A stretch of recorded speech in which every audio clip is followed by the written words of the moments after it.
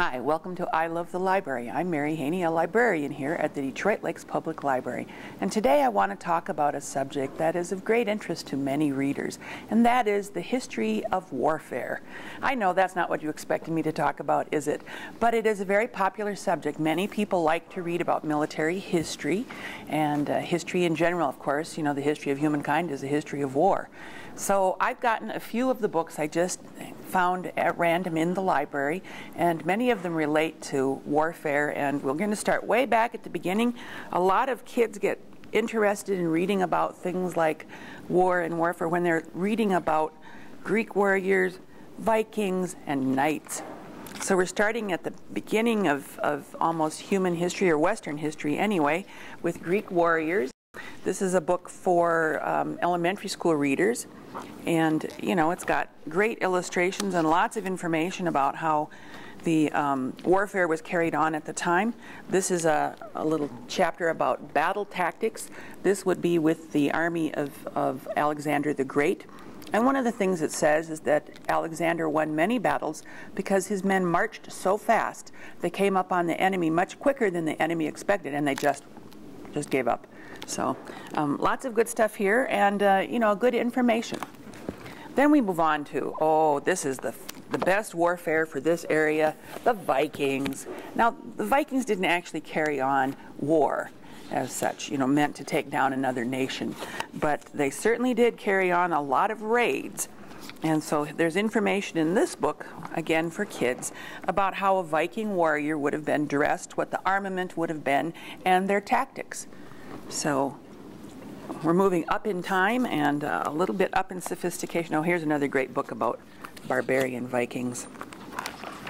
Fun. And here's how, you know, they built a Viking ship. And this is an area where a lot of boys get stuck in love, and that's with the whole idea of knights and knighthood and the armor, all that whole business.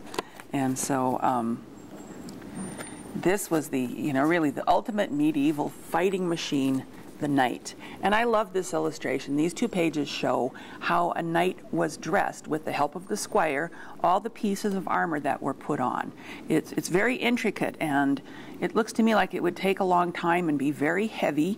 The horses of the day were quite strong and able to bear a heavy weight because the knights did get pretty heavy wearing all this armor. But according to this source anyway, the squires were able to get their knights dressed and ready for battle in very short order. It only took them a few minutes. So knights, and then of course in the Eastern tradition, samurai. Now what I love about this one, and this book is intended for adults, there's a chapter in this on female samurai. Now, who knew that there were female samurais who were trained and fought to protect their families?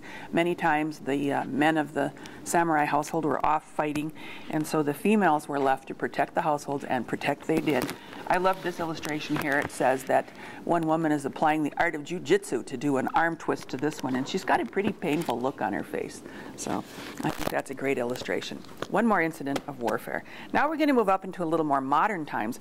And one of the books that I just love that the library has, and has had for many years, is Jane's Fighting Ships.